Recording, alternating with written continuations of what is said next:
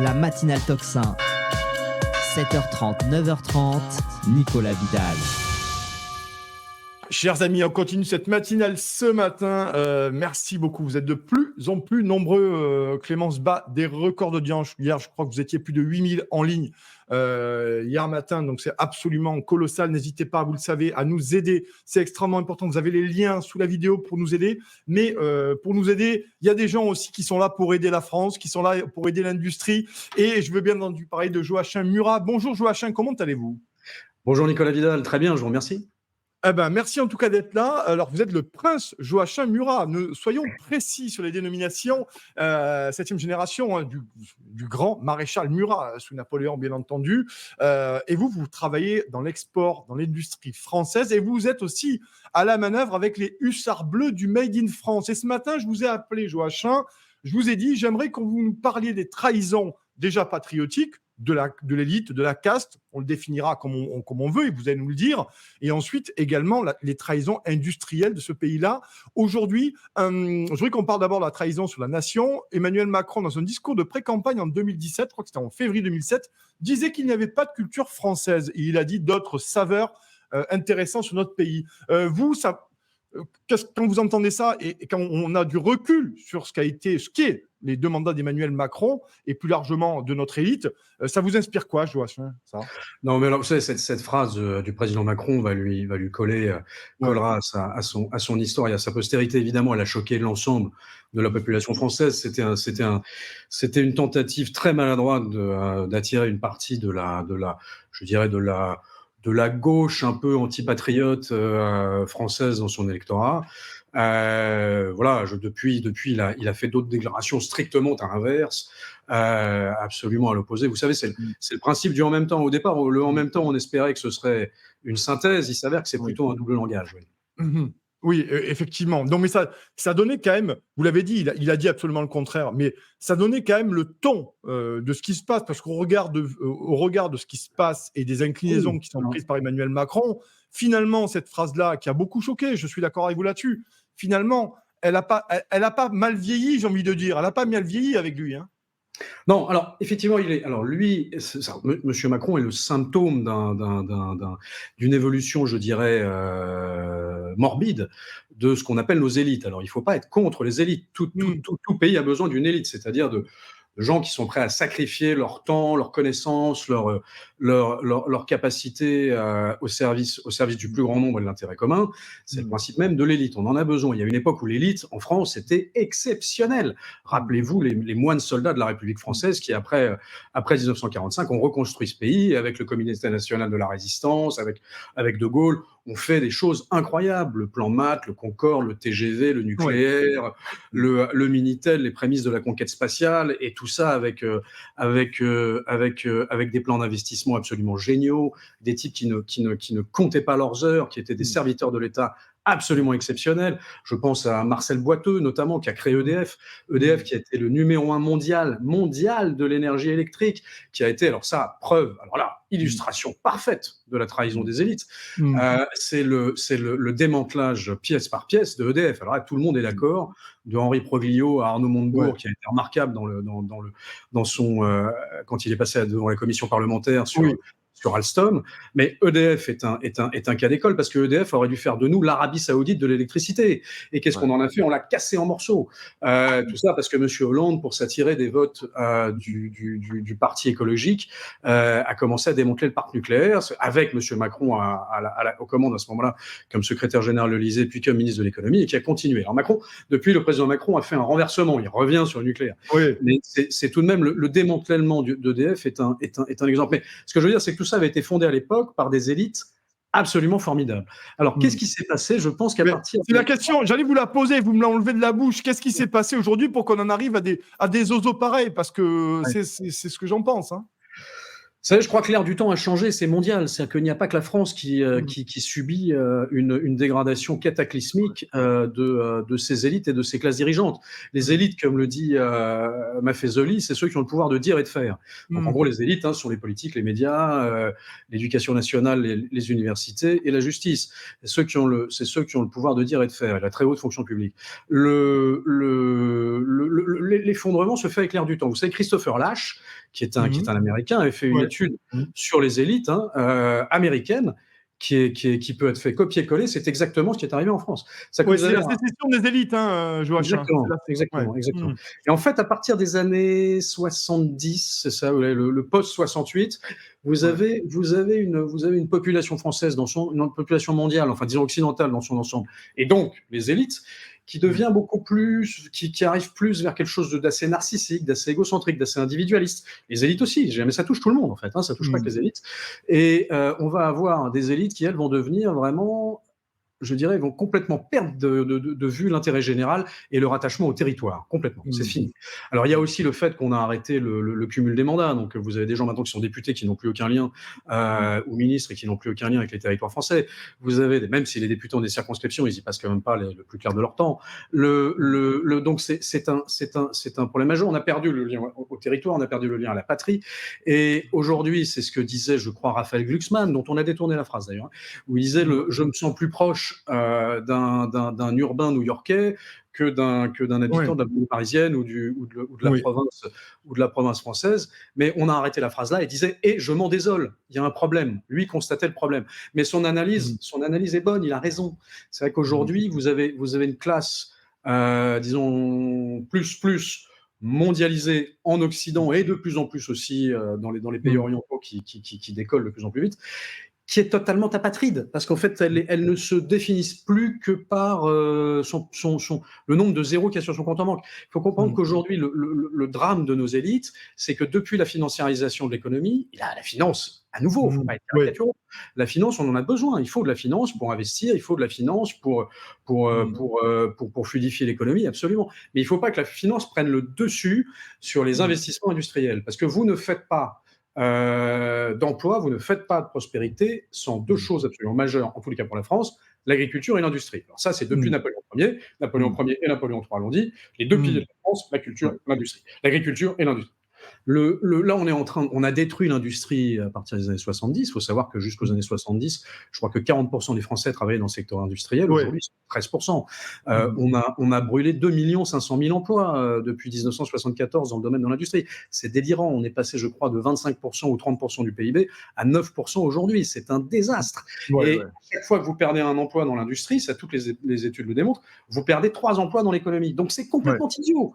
Et quand vous perdez un emploi industriel, c'est souvent c'était à l'époque, et maintenant un peu moins, mais à l'époque, c'est des emplois pas extraordinairement qualifiés, sont des gens que vous n'arrivez pas à remettre dans le cycle du travail. Je crois qu'il n'y a qu'un chômeur d'industrie sur 2 qui retrouve du boulot. Résultat, vous aggravez la masse des gens qui ont besoin d'aide sociale. Donc, vous aggravez ce qui plombe nos entreprises aujourd'hui, notre industrie aujourd'hui, qui est le poids fiscal. La fiscalité a un rôle majeur dans la désindustrialisation de la France, mais c'est pas le seul. Alors, pour en revenir aux élites, il y a eu ce détachement à partir des années 70-80, mais qui est un détachement qui est lié à l'ère du temps et à l'orientation vers vraiment une ultra-financiarisation de l'économie, dont on voit évidemment le point de départ est facile. C'est Thatcher, Reagan et ensuite Mitterrand et le président de l'arrivée. Voilà, donc en fait, les grandes figures de ce détachement sont des figures socialistes. En France, c'est intéressant, puisque c'est M. Fabius, M. Delors, M. Minc, M. Strauss-Kahn, M. Pascal Lamy, et dans les figures industrielles, M. Serge Chouauk, qui rêvait d'avoir des grandes sociétés sans usine. Alors, Joachim, je voulais vous poser des questions. Vous parlez de François Mitterrand, c'est intéressant. Finalement, vous pensez que c'est dû au tournant de la rigueur de 83 du Mitterrand, qui était ni plus ni moins qu'un grand plan d'austérité, ni plus ni moins.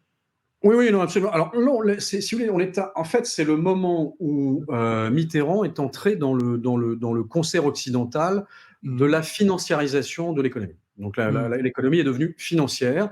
On est passé d'une finance d'investissement industriel, d'investissement de long terme, à une finance de résultats et de rentabilité immédiate, caricaturée par le film Wall Street, mais qui est exactement celle-là, et qui a pris le dessus sur la finance occidentale et donc mondiale. Et effectivement, la France, là, je désigne Mitterrand, mais parce que c'est à ce moment-là que ça s'est passé, c'est à ce moment-là que Mitterrand a fait le choix de basculer la France dans la mondialisation, et donc a fait le choix d'une Europe qui va nous diluer dans la mondialisation et non pas d'une Europe dans laquelle la France aurait pu tenir un rôle majeur, ce qui était la volonté initiale de la création européenne sous initiative française. Donc celle-là a été complètement transformée et réellement trahie dans son esprit. Et il y a ce choix d'intégrer la France dans une mondialisation qu'on comprend être there is no alternative, le fameux alternative de Margaret Thatcher. C'est merci les prolos, mais vous y comprenez rien. De toutes les façons, vous coûtez trop cher, donc on va mettre vos emplois en Chine. Vous allez être au chômage un petit peu, il faut bien sacrifier une génération ou deux, mais on va vous balancer des aides sociales. Donc bouclez-là, vous pourrez gentiment regarder la télé et vous payer des bières. On est là pour ça, et on va orienter la totalité de la société vers la société de services. C'est arrivé en Angleterre et c'est arrivé en France. Résultat, la France a été le pays qui s'est le plus désindustrialisé du G7, mais celui qui s'est aussi le plus désindustrialisé avec elle, c'est l'Angleterre. Donc l'Angleterre s'est mise dans une situation absolument cataclysmique en termes d'industrie. Ils se sont un peu relevés par rapport à nous depuis, mais absolument cataclysmique. Quand on parle d'industrie, il faut pas avoir en tête les forges, les mines de charbon, etc., etc. L'industrie, c'est quelque chose qui évolue à toute vitesse. La désindustrialisation n'est pas due uniquement qu'à des erreurs cataclysmiques de choix économiques de nos élites, je dirais maintenant apatrides, détachées et extraordinairement médiocres. Le grand problème, c'est l'immense médiocrité de nos élites. Mais on va y revenir tout de suite. La désindustrialisation, c'est aussi le fait que les techniques avancent, donc il y a de plus en plus d'automatisation. C'est le fait qu'effectivement, la grande ouverture à un marché global, un travailleur français coûte beaucoup plus cher qu'un travailleur indien ou un travailleur chinois. Donc, fatalement, on a une petite tendance à délocaliser. C'est la France qui va délocaliser le plus parce que c'est la France qui a la plus grosse fiscalité sur les entreprises. Donc, la France, je crois qu'aujourd'hui, en moyenne, dans les industries françaises, vous avez 68% des emplois qui sont à l'étranger. Versus l'Allemagne, je crois que ça doit être 30% des emplois qui sont à l'étranger. Et ça, c'est du fait du poids fiscal. Alors, le poids fiscal français, à quoi il est dû? C'est parce qu'on est dans une société, nous, de redistribution. Donc, on n'est pas dans le ruissellement, on est dans la redistribution. Monsieur Macron, lui, veut passer au ruissellement, donc ça, c'est encore autre chose. Ça, c'est une immense arnaque, mais tout le monde s'en est rendu compte. Mais on est dans la redistribution. Donc, on a un problème, c'est que d'un côté, il faut alléger les impôts sur les sociétés, et de l'autre côté, il faut payer la redistribution. Et avec une désindustrialisation qui met des gens au chômage sur le long terme, un chômage structurel. Donc, on n'y arrive plus. Donc, la seule véritable solution à tout ça, alors il y a plusieurs solutions à tout ça, mais déjà, la première solution, ce serait que cette trahison des élites sur le marché de l'énergie, qu'ils arrêtent un petit peu de déconner dans le dur.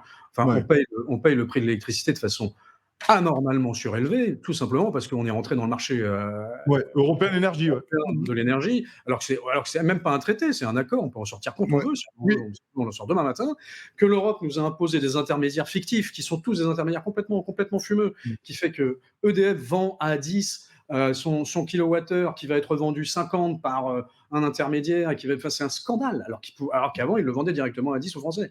Donc il faut revenir à ça, il faut revenir à un prix de l'énergie raisonnable. Alors ça permettra de compenser ce que nous coûtent les impôts sur les sociétés. Il faut alléger la fiscalité, il faut drastiquement alléger les réglementations, il faut favoriser la formation parce qu'on a de moins en moins de gens formés pour les industries qui aujourd'hui deviennent de plus en plus techniques. Moi qui étais dans l'industrie aéronautique pendant 25 ans, bien sûr que c'est pas absolument intuitif et trivial de monter un moteur d'avion.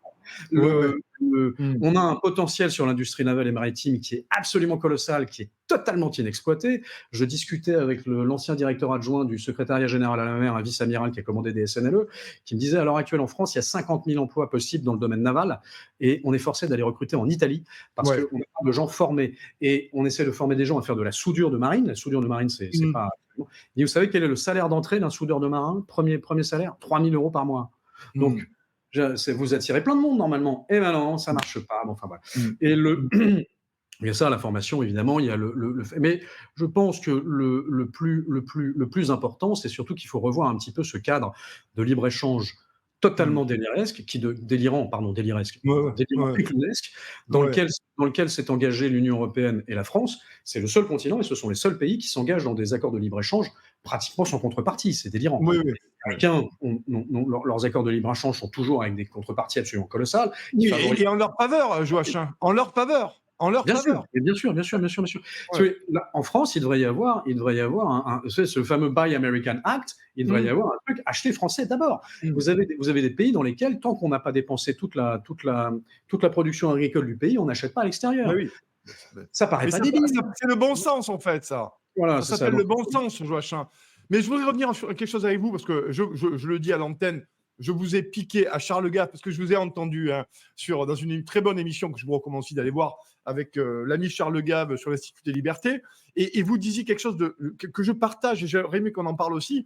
Vous parlez notamment du racisme de classe de nos élites pour la population française. Alors moi, je partage cette analyse que je défends depuis un certain temps. Pour moi, il y a un véritable racisme de classe, en pensant que les gens sont inférieurs intellectuellement et qu'ils ne peuvent pas comprendre, ni choisir, ni décider pour eux-mêmes. Voilà. Il y a une forme de condescendance, si vous voulez. Peut-être que le terme racisme est un peu excessif, mais il y a une condescendance et un mépris paternalisant, si vous voulez, vis-à-vis de celui qui n'appartient pas à la caste, à la classe.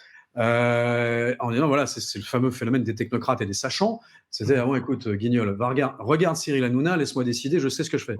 Donc, le seul problème, et c'est l'objectif numéro 1 de la construction européenne aujourd'hui, c'est de mettre des technocrates qui ne sont absolument pas élus par qui que ce soit, décider à la place de tout le monde, parce que forcément, ils sont vachement plus intelligents que nous, parce qu'ils sont passés par les écoles qu'il fallait, et que nous, pas, quoi. Donc, et qu'ils ont été cooptés par les bons corps, par les bons trucs, etc., etc. Le résultat de tout ça, si vous voulez, ça vous paraît étonnant, mais je pense que et là, je reprends l'analyse de Luc Rouban, c'est évident que c'est une des raisons de la montée de l'ultraviolence en France. Si vous voulez, il y a parce que l'ultraviolence n'est pas le fait uniquement de bandes ensauvagées dans les banlieues des grandes villes françaises. L'ultraviolence, elle est quotidienne par tout le monde maintenant, en fait. C'est-à-dire que tout le monde surréagit de façon très, très violente. Et pourquoi ? Parce qu'il y a une...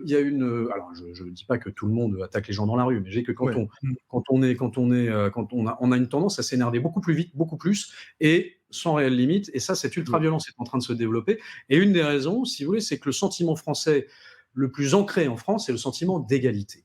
La liberté, c'est un truc, c'est très sympathique, mais ça fait longtemps qu'on a été dressé à comprendre que la liberté, après tout, depuis la monarchie, depuis la République et depuis les empires, la liberté, oui, c'est bien, mais c'est en gros, foutez-moi un peu la paix, laissez-moi vivre en sécurité, après le reste, tout ira bien. Ce qu'on veut, c'est l'égalité. Et il y a un problème, si vous voulez, c'est que le problème, c'est pas un problème d'égalité, c'est un problème d'iniquité. C'est qu'aujourd'hui, les élites au pouvoir, on est tous d'accord, ne méritent absolument pas le pouvoir qu'elles ont entre leurs mains.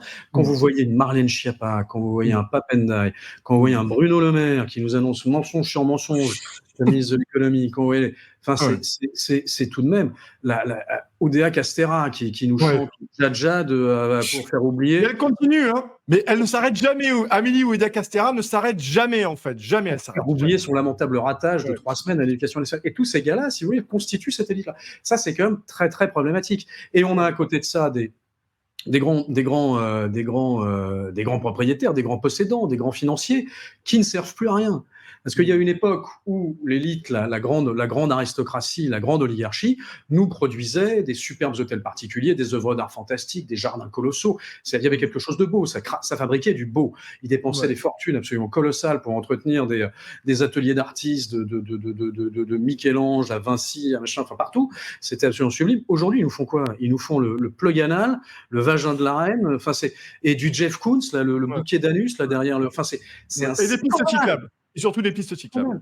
Voilà. Donc ils nous font des trucs absolument affreux. Donc le problème, c'est qu'on a une oligarchie qui ne sert plus à rien. Et ça, qui ne sert plus du tout l'intérêt général, ni l'élévation générale des gens, et qui au contraire a un tropisme d'ultralibéralisme, c'est-à-dire d'ultra-libre-échangisme, parce que pour eux, ça veut dire beaucoup plus de dividendes, beaucoup plus d'argent, beaucoup de trucs, qui est très destructeur pour nous, parce que nous, c'est le fait de laisser rentrer tous les flux financiers, toutes les marchandises sans aucune discrimination, ça casse l'agriculture, ça casse notre compétitivité sur le marché, ça casse tout.